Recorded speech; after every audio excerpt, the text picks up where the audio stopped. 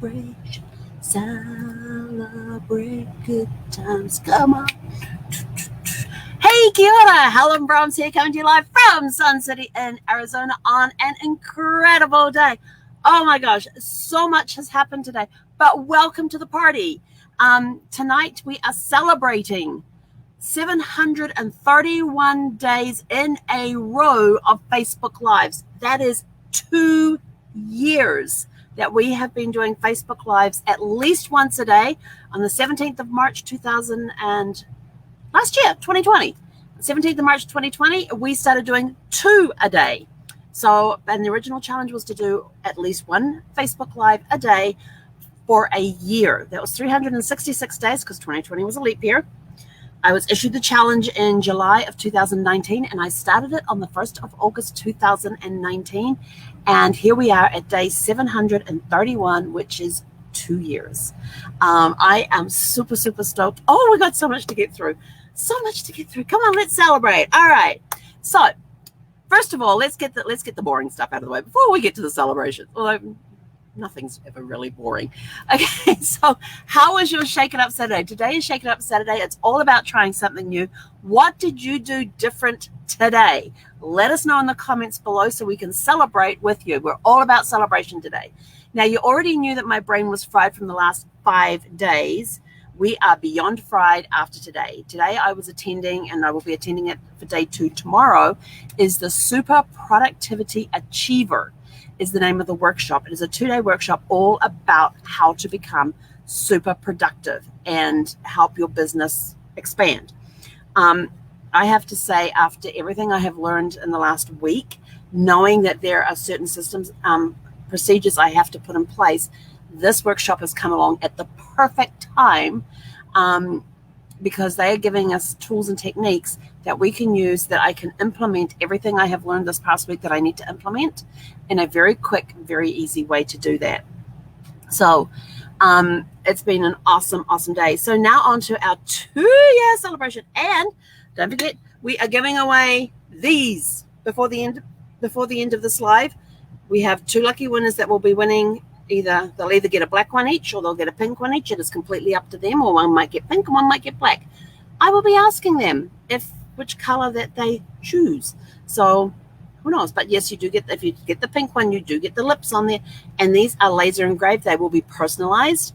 And if I get their information before the end of the weekend, they will be going in the mail on Monday. So yes. And it's going to be so good. So what has so I thought, what's happened in the last 2 years? There's been some days where it's been sort of like, oh, yeah, it's just another day type of thing, and just not knowing what to do or anything else, or even what to say. There's times I've come on and I'm like sitting here, and I go to Zephyr, I go, what the hell am I going to talk about tonight? And Zephyr just looks at me, puts her head back down, and goes back to sleep. And I go, gee, thanks. But I look back over the last 2 years, especially when we started this challenge. This was back in the 1st of August of 2019.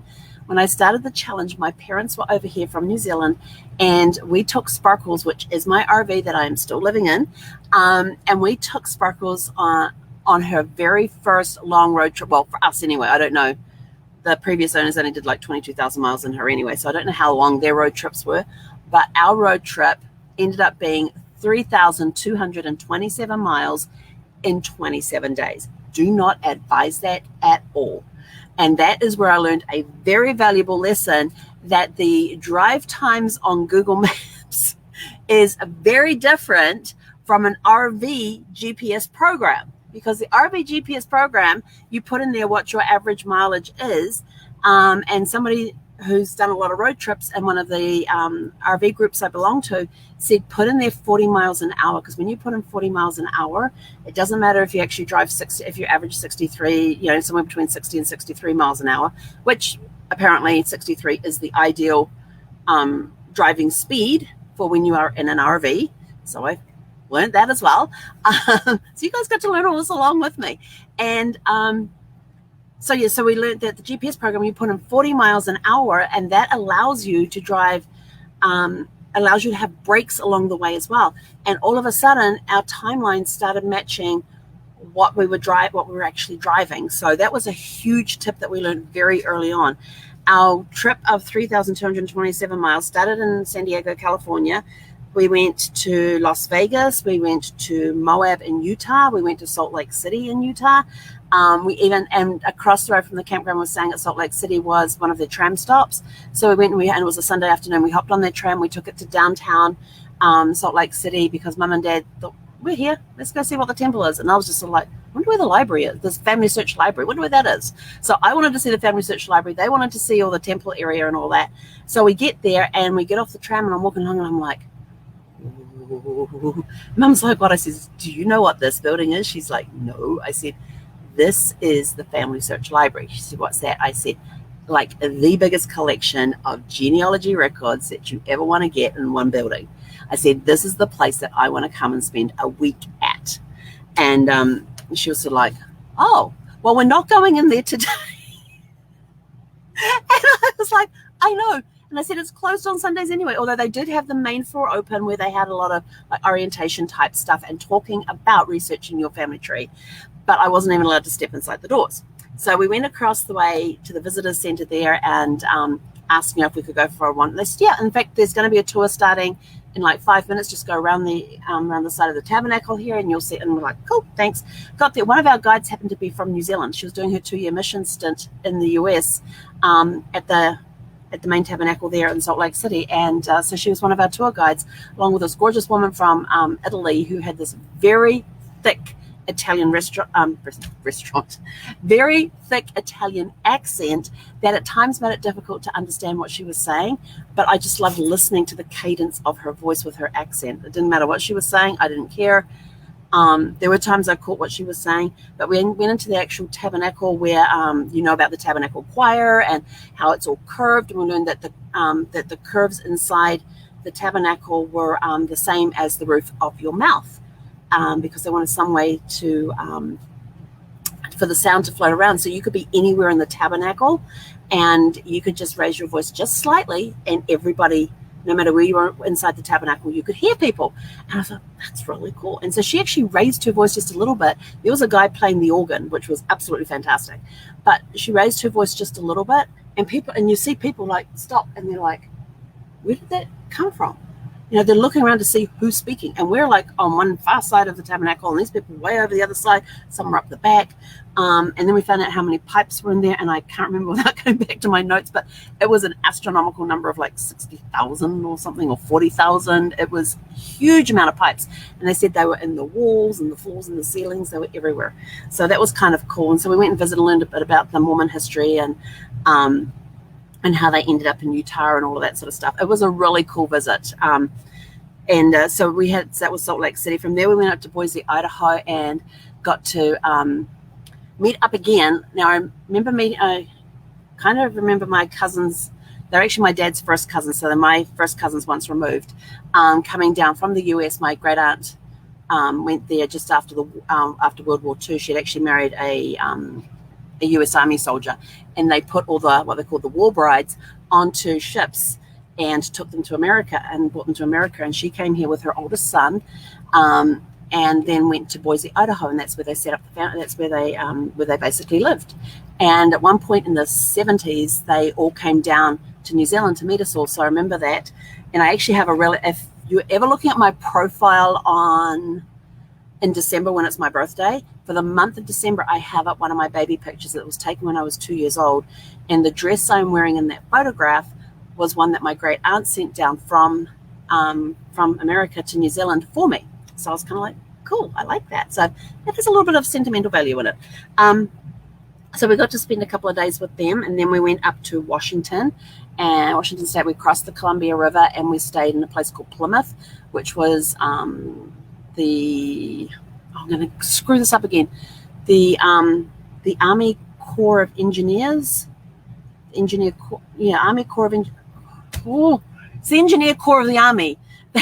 They have these campgrounds around there, and they're really, really beautiful campgrounds that you can stay at. And this one costs us like $10 a night, and it was full. You had full hookup, and full hookup for an RV is 50 or 30 amp power. You've got sewer connections and you've got water connections. And and it was parallel parking between an island, which had all your utilities on it, and the area that was all this grass area, and your site went down to the riverbank.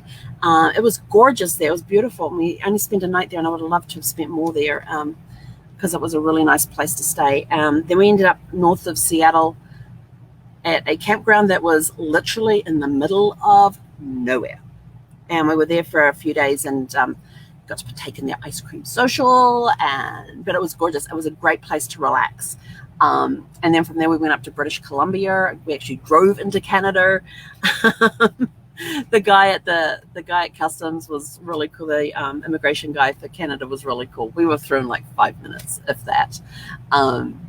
And we stayed in just the other side of downtown Vancouver. And we could take a bus from where we were into downtown Vancouver and walked around there. We did the walk around the piers along the waterfront there. Where else did we go there? Oh, we did a bus tour that picked us up at the campground and took us all the way down to where the ferry is to go across to across to the island, where we ended up at Burchard Gardens and then down into Victoria. It was a great day. It was awesome. Loved that day. From British Columbia, we came back into the States, shot through Washington into Oregon, where we stayed in, it was just outside of Portland. It was a suburb of Portland that we stayed at. And then we carried on down and we stayed in Phoenix, Oregon. We came across all these really cool names. I remember driving past one sign that said curtain. And I'm like, curtains? Curtain? As in drapes. That was the name of this little town. And I remember looking up the story and sharing it with you guys that evening, what Curtin was all about. And there's another, Weed was the other one. Weed, California, Curtin, Oregon, Weed, California. And there was another one that I can't remember the name of, which was just another unusual name. We spent a couple of nights in Reading, where we went and we saw the world's largest sundial that only works from 11 a.m. to 3 p.m. But we got to walk, it's a big glass bridge, got to walk across that.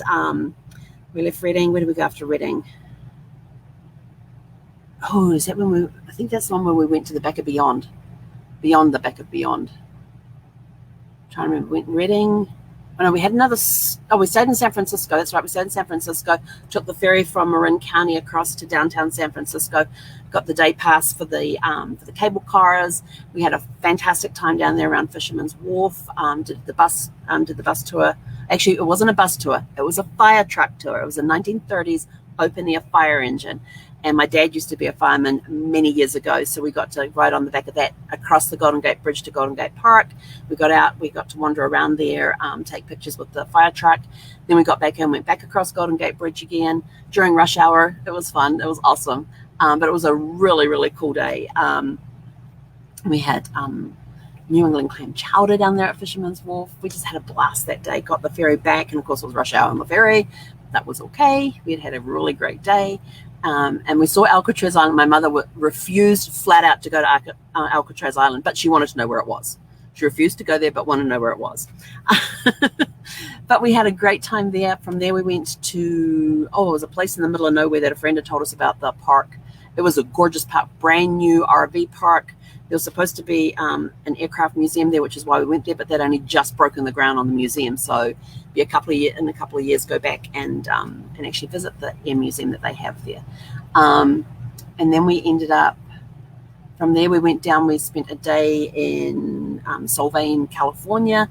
And the day we happened to be there was the same day that they were doing, they had all the classic cars blocking off the different streets in town, in the center of town. But we went there and we had those little round, I can never remember the name of these things, but they're little round pancakes with apple in them.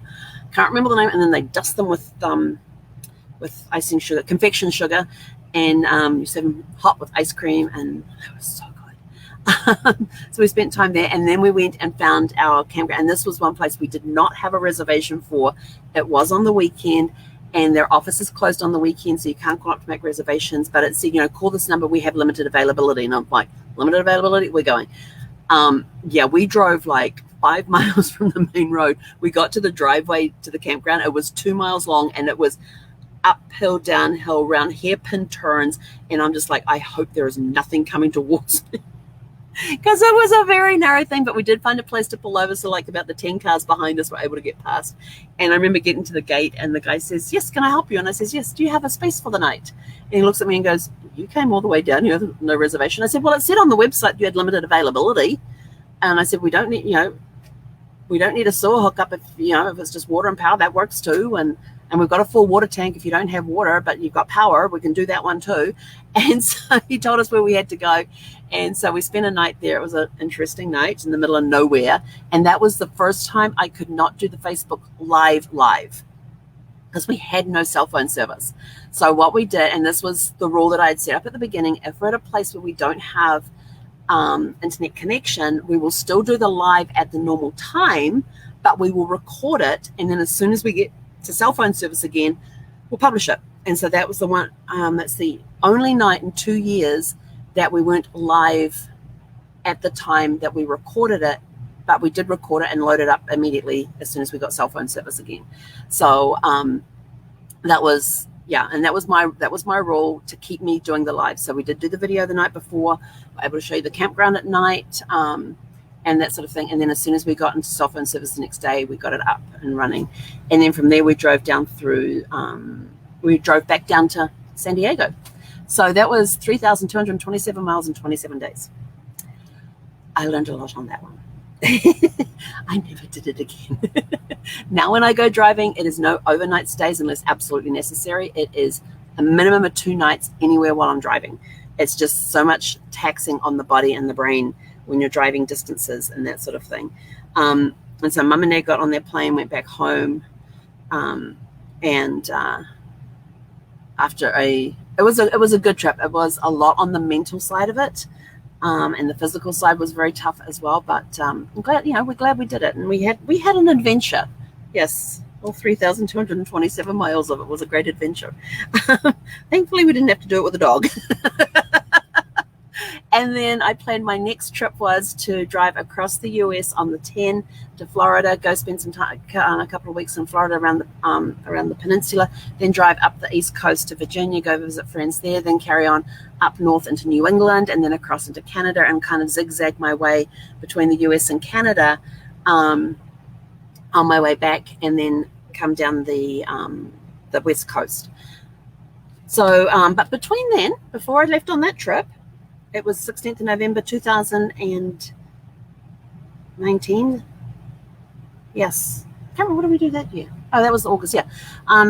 Is when I adopted Zephy. So, yes, we did some classes before we hit the road because I wanted her to have basic instructions and was able to do basic things like come here when she gets off the leash. I call her to come and she'll just carry on running. So I say buckle up and she comes straight back. So, go figure. And so started the adventures with a dog on the road. And we went, last year we drove across the 10, spending basically almost most of the nights we spent were 2 nights here, 2 nights there on the way across. We got to El Paso, got to meet up with my friend Mary, and we had a phenomenal day with her twin girls. And they took me to this place which I would not have known was there. If they had, in fact, they took me to 2 places. Had I not known about them, I'm very glad that they were able to take me to these places because I didn't even know they existed. So one of the places we went to, you could actually see dinosaur footprints in the rock. But what you were looking at was the underside of the print. So the impression was on the top, was hidden by the dirt because the way the earth had moved, so the dinosaur had stepped here, but the way the earth had moved, it had actually turned. So you're now looking at the my phone is ringing. It's all the way over there. I'll have to call you back. Whoever you are, I will call you back as soon as I'm done here. Okay, that kind of sounds like Casey's room. But you could see the bottom of the footprint because it was raised above the rest of the things. That was really cool. And then they took me to this place called the Sugar House. And the Sugar House literally looks like somebody's taken all of this sugar and created a house out of it. It looks like a candy house, and there is so much on this place. It took this guy like 20-something years to decorate this house, garden, fence, everything, and they've got these different statues up and around, and it all looks like it's been made out of sugar, but it's actually been made out of plaster and concrete and painted. But the way it's painted, it looks like it's been made out of sugar. So it was very interesting. I would not have gone to either of those places if I did not, if I didn't have Mary and her twins with me. We had a phenomenal day with them. From there, we carried across the 10. Next visit was with a friend who drove down from where she lives, just north of Houston.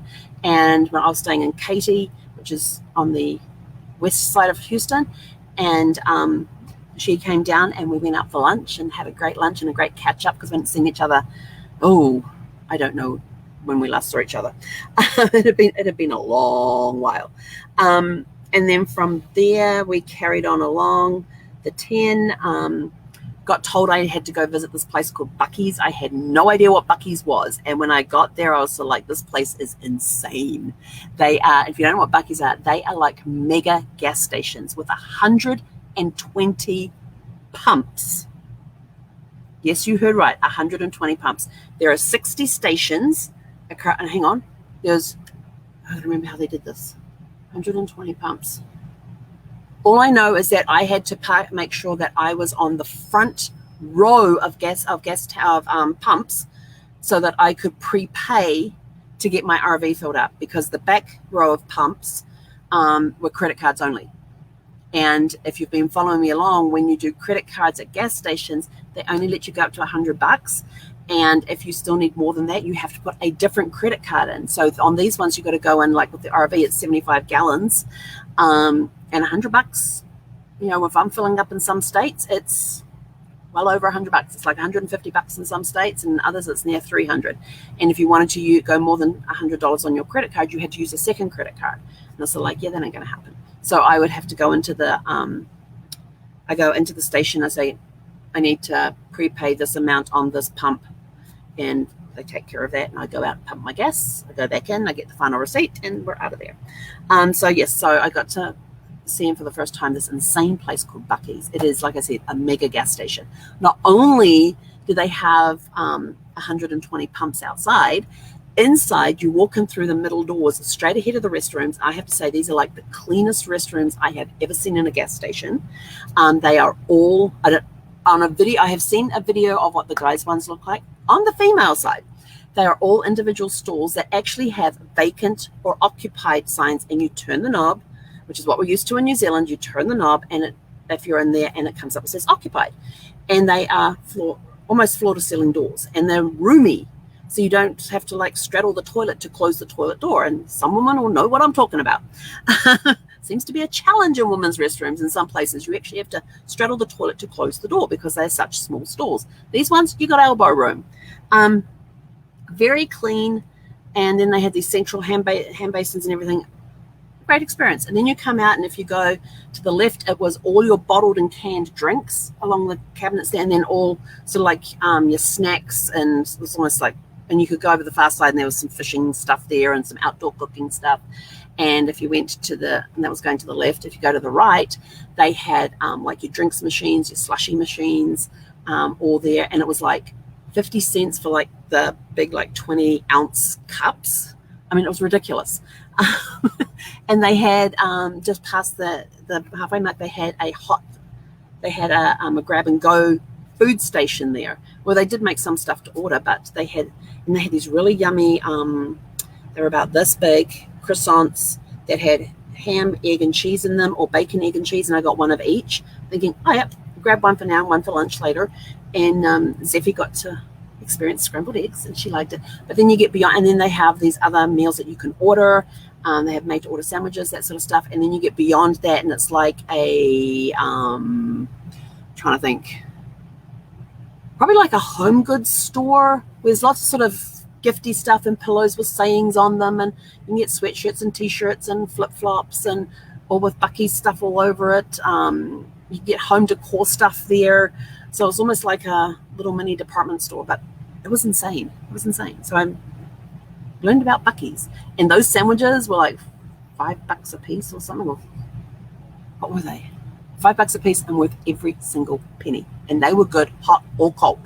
And I would sit here on this side of the table and eat, and I would put a piece of, I would take the wrap because it had double wrapping. So I'd take one of the wrappers and put it on the table in front of Zeffie, and then I'd put a bit of egg on there for her, and she would very delicately eat it. She was so cute, and she would just sit there and watch and wait very patiently.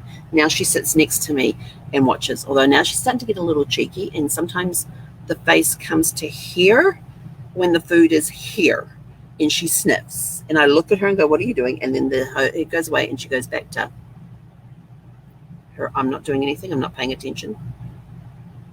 Look. And so we finally got to Florida, which was awesome, and I got to meet up with my dear friends Brett and Tony, who I hadn't seen in ages. I love these guys. They are so awesome. And they invited me over. In fact, the day I arrived, they said, come out for dinner with us. I'm like, okay.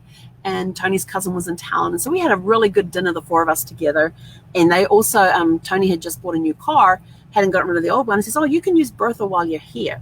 I don't think he expected me to be there for 9 weeks because we got caught in the lockdown in Florida, in Claremont.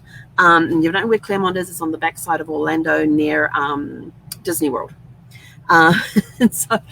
But we had a phenomenal time. I had a phenomenal time while we were there. We got to meet got to make a new dear friend called Vicky, and Zeffie loved digging up her yard, her site. And some people complained about the holes that the dog was digging, even though we backfilled all the holes.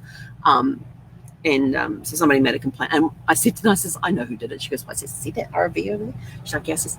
They were not very impressed when they went past yesterday and Zeffie was digging. So it wouldn't surprise me if it was them.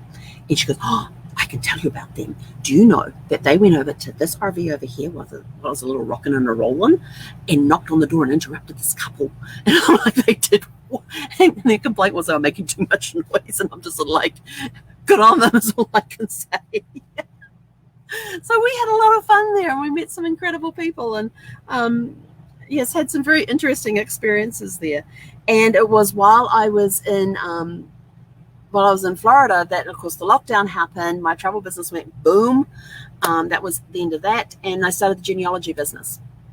And so you will watch the progress of that getting up and running and everything else and launched. And it's just been a phenomenal ride doing that. From when I finally got released from Florida,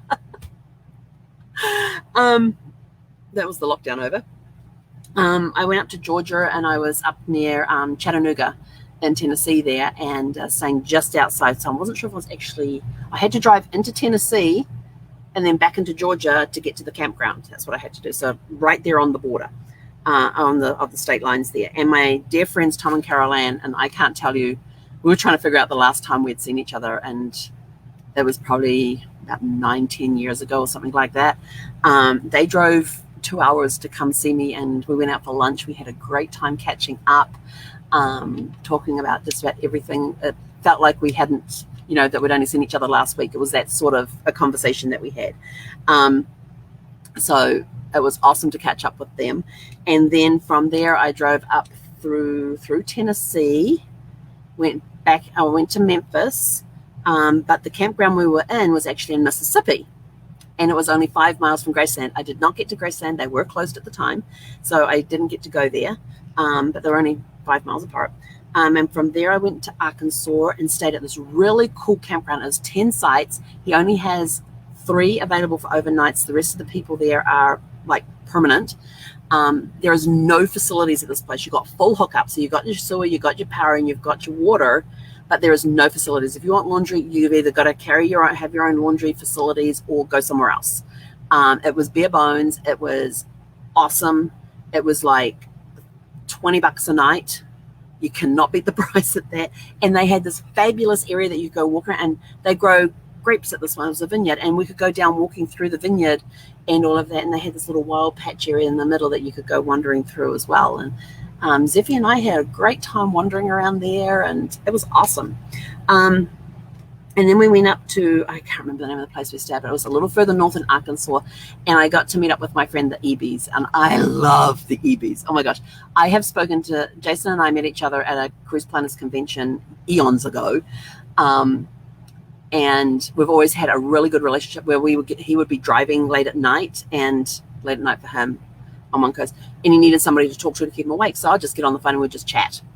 And it could be 2, 3, 4 hours that we could be on the phone. And basically, and he goes, oh, I've just arrived home now. I'm like, okay, I'll let you go. And so we would have those conversations, and it wasn't till we started Zooming with each other on a couple of different things. And I tell you, the ideas that flew during that time are amazing. And we never record any of our conversations or take notes. So we brainstorm and come up with these incredible ideas, and then it's sort of like they're gone. But I finally got to meet his wife and his 4 kids in person. And one of his girls, Abby, absolutely loved Zeffie straight away, because Zeffie has a rainbow and unicorn collar. And that is her favorite color, is rainbows and unicorns. But Zeffie and I had an incredible time with the EVs. I think we were with them like every day that we were there, and I think we were there like 4 or 5 days. But we had a great time with them. I got introduced to this milkshake place that I can't even remember the name of now. But listening to Jason give the order was hilarious. He had everybody's order down pat. It was awesome. And then they took me on a drive out to this place where we went for a walk through the state park. And like, we're driving along, it's all flat. And we get to this park and we go for a walk through this park and down this trail, and there's this waterfall. I'm like, who knew this was back here? So that was kind of cool to go see that. And so I had a great time with them. Then I finally made it to Colorado. And I got to stay with my friends Mike and Brenda in their driveway, and had an incredible, they're just such an amazing couple. And it was awesome to be able to spend time with them and get to know them. And got to meet some of the other people who I have met through various network events. And we even had a day where we went to one of their places and they had a barbecue, and I was everybody bring a plate, and got to sit and chat and actually meet some of these people who I've only seen on Zoom. So that was awesome. And then it was time to start heading back. And so I got to stay with my friend Christine, who is an incredible photographer. And got to see some of her work. And she does boudoir photography. She also does, what's that era? It's from like the 1950s. Oh, I can't remember the era. I'm sorry, Christine, I can't remember the era that she, I can see all the hairdos and everything else, and people actually live this lifestyle, and she takes these incredible pictures of them, and totally forgot what it's called. But we had a great time with them as well. And then I got to meet up with my friend Barb, who lives in Pueblo, and we actually did a Facebook Live from one of the lookout points in Pueblo, and she was I interviewed her on that particular Facebook Live because we're talking about gold and silver and how it can be passed from generation to generation, and it's a lot of currency. It's a way that you can use currency and stuff. So I learned all about that, and gold in the hills and silver in the hills and all that sort of stuff. So it was awesome. And then we finally made our way back to California and stayed there a little bit. And then it was sort of like, I really don't want to live in California right now because, well, for one, there was no campgrounds I could stay at on a permanent basis. Some of them are like you stay 30 days and you have to leave for a night and then come back. Some are like you can stay up to 6 months and then you have to leave for a week and come back. And I was like, and with everything going on with the COVID and all that, I was like, I'm just getting out of California. I've had enough. And so I ended up in Arizona and ended up staying at one park for 5 months in Mesa, and then went back to California to pack up my storage facility there and moved back here. And now here we are. And we're just staying put for a while. It's time to stay put for a while, only because last year was crazy with the travel, and trying to figure out which way I was going to go would depend on what state was open, what states considered campgrounds essential, what ones did not have. Like Virginia, if you go into Virginia and you want to stay at a campground, they're not taking any bookings less than 14 days unless you have a letter stating that you were a essential worker. So you had to go into self-quarantine in your RV for 14 days before you could travel any further within Virginia. I'm like, yeah, I'm not doing that. And of course, some states along that way did not consider campgrounds essential, but those that lived there could stay living there, but they were not allowed to take any reservations. So there was all sorts of challenges with that. And this year I was sort of like, I think we're going to stay put. And now I'm hearing stories of you can't rent an RV because they are just all booked out with people wanting to travel this summer. So like, yay, we can go traveling this summer. Yay, restrictions are lifted. Let's go traveling.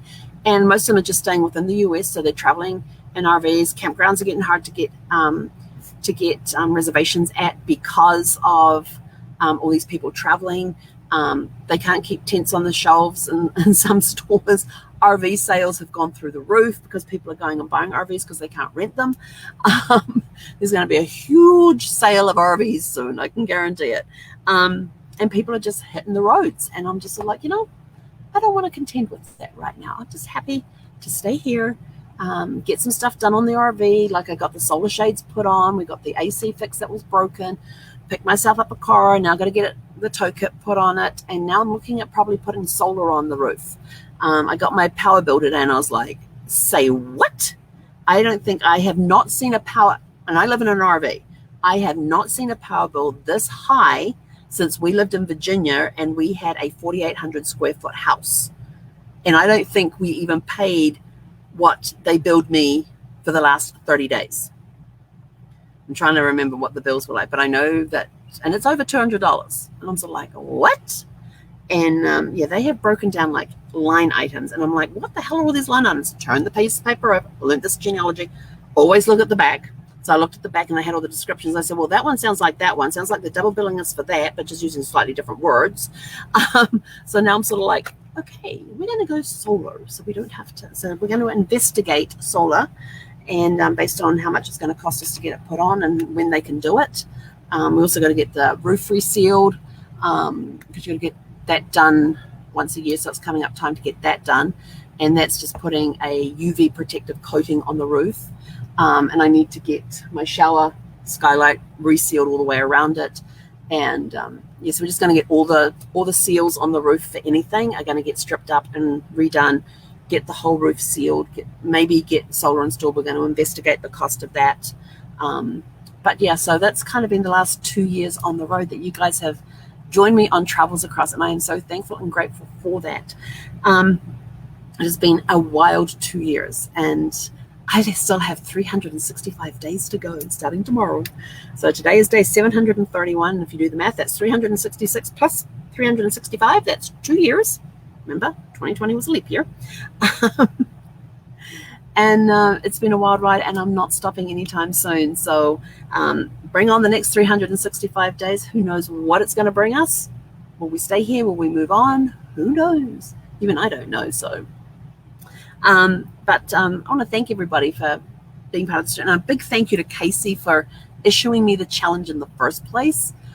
He just said to me one day, he says, I want you to do a Facebook Live every day for a year. I went, okay. And it didn't hit me till later on what I had just committed to do. So sometimes just commit it, then figure it out. That's basically what it comes down to. And as part of the celebrations, we did have a drawing for somebody to win their own tumbler. We have the pink one with the lips, and we have the black one. And based on what and it'll be up to the person to choose if they want pink or black. They can, and we're giving away 2 of these. So it's either pink or black, and they get engraved on here what they want to get engraved on here. So instead of saying thank you, Helen, it'll have their name on it. And we actually didn't have to do a drawing for these because we actually only ended up having 2 people, 2 register. So they're both going to get the options of these. So our 2 winners of the tumblers are Patricia Thomason and Vicky Vickers. So I'm going to be getting in contact with you ladies. Congratulations, and asking you if you want a pink or a black tumbler and what you would like put on it. And I cannot remove the lips off the pink one. But these are cool. They're 16-ounce insulated tumblers. So thank you. So congratulations to Vicky and Patricia. I will be contacting you very soon to find out what you want and getting your address so we can get these shipped out to you ASAP. But thank you, everybody. Truly thank you for sticking with us for the last 2 years. It has been awesome. You guys are just amazing. I get notes on a daily basis, messages on a daily basis, thanking me for being a spark in somebody's day. It is truly an honor to be able to serve you in this way, even if half the time I'm just rambling. But the fact that I put a spark in somebody's day is what makes my day. So whatever you're doing today, have a super fantastic sparkling evening. Let us know in the comments below. If you've been watching us on and off, what's one of the favorite things that you enjoyed watching over the last 2 years? Or what's one that sticks out in your mind that you remember from over the last 2 years? That would be awesome to know that. Keep sending me messages. I love reading the messages. If you want to comment on the videos, please comment on the videos. We like to read the comments. I read Zeffie every comment. I read Zeffie every message that we receive. So we have no secrets between us. She's a very good secret keeper. But there's her milestones along the way too. She loves to travel. I am so blessed to have Zeffie with me. She just absolutely loves to travel. And she's very smart. She picks up things herself. Like the first time I told her to buckle up, she came and sat on the hump between the two front seats and allowed me to buckle her harness up. And I was like, oh, so we've been using that phrase ever since. And then there was one time I've been teaching her to stand on her back legs. And there was one time I was carrying her treat basket from the shower where it goes to when we travel down to where I keep it on the driver's seat. And she got up on her back legs and walked the entire length from there at the shower all the way down to the front, which was probably, I don't know, 15, 20 feet. I'm trying to think, we've got 32 feet here. So I'm trying to figure out how much. Well, I know that bit's 4 feet. So she probably walked 10 to 15 feet on her back legs with no instruction from me whatsoever. And now she loves to do it. If I tell her to walk backwards, she pops right up there and just starts walking backwards. And her nose is up there against that treat. You've got to hold the treat up for her, though. But she amazes me. And she gets me out of the RV. She has helped at times when, you get a little lonely. You get a little lonely traveling on the road by yourself, and she has helped with that immensely because I have to get out of the RV at minimum twice a day. Sometimes we're 3 or 4 times a day, but at minimum it's twice a day. And of course, when we're out walking, we get to meet people, we get to talk to people. So I am very, very blessed and very thankful to have her on the road with me. She is such an incredible traveling companion. There are times I wish I had somebody that could drive for me so I could sit in the passenger seat and enjoy the scenery. But unfortunately, when you travel by yourself, you're the one behind the wheel. So we'll keep doing that for as long as we can. But thank you, everybody, for tuning in on the days that you tune in on. We truly appreciate you guys tuning in, listening to our rambles, our adventures, and everything else. And I just want to wish you all a super fantastic, sparkling rest of your evening. Thank you again for tuning in. Congratulations to Vicky and Patricia on winning the tumblers. I will be in contact with you. But go out, have a super fun day. And this is one lesson that I want to leave with you. After 2 years on the road, this was a dream that Brad and I had, was to get an RV and go tripping around. Not necessarily live in it, but to go traveling in an RV. And so and one thing he said to me before he passed, he said a lot to me before he passed, but one of the things he said to me was, we did talk about regrets. His regret at the time, when we just had the one grandchild, his regret at the time is he would not get to see his grandchildren grow up. That was his biggest regret. But the one thing that he left me with was he made me promise that I would keep moving forward.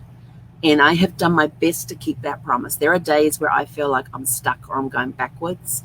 But one of the other things that he told me to do was to follow my dreams.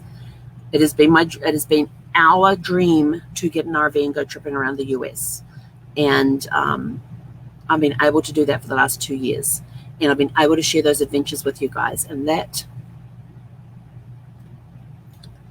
has been huge, to be able to take that dream and go live it. Even though Brad can't be part of the dream physically, I know that he's still here in my heart and that he's with us. And as circumstance has it, one of the boxes that I had put aside for the RV when I first unpacked, when I had some stuff put away.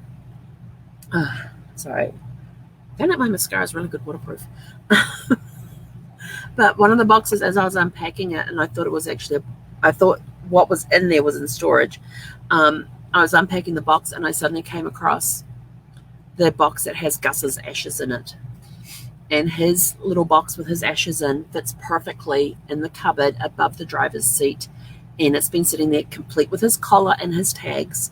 So I've got Gus traveling with me, literally physically, but I've got both Gus and Brad traveling with me in spirit. And for that, I'm grateful.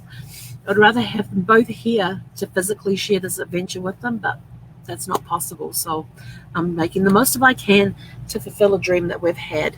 And it will always, I was trying not to do this without that. And I'm grateful that I have the opportunity to be able to live out our dreams. And my other dream was starting a genealogy business, and you guys have seen me start that up last year in May, and see me moving forward with that. So thank you all for being part of my life. Thank you all for tuning in and watching and sending me your messages and your comments and everything else. They're truly, truly appreciated. And Zephy does sit there and she does listen, pay attention and all that as well. So go follow your dreams.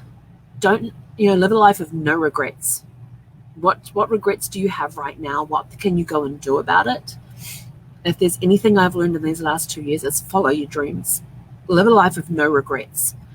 Don't put off tomorrow what you can do today. So get out there, go live your life to its fullest. Even if it's scary, take that step. It's that first step. You only have to do a little baby. Oh, hang on. Where's my little baby step? Oh, I might have moved it. Oh, it's not there. Just take that little baby step. If you have a dream to go travel, go talk with a travel professional.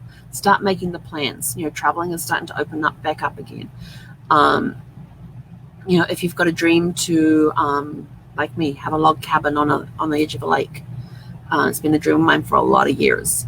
And I'm now starting to research what floor plan would I like for a log cabin.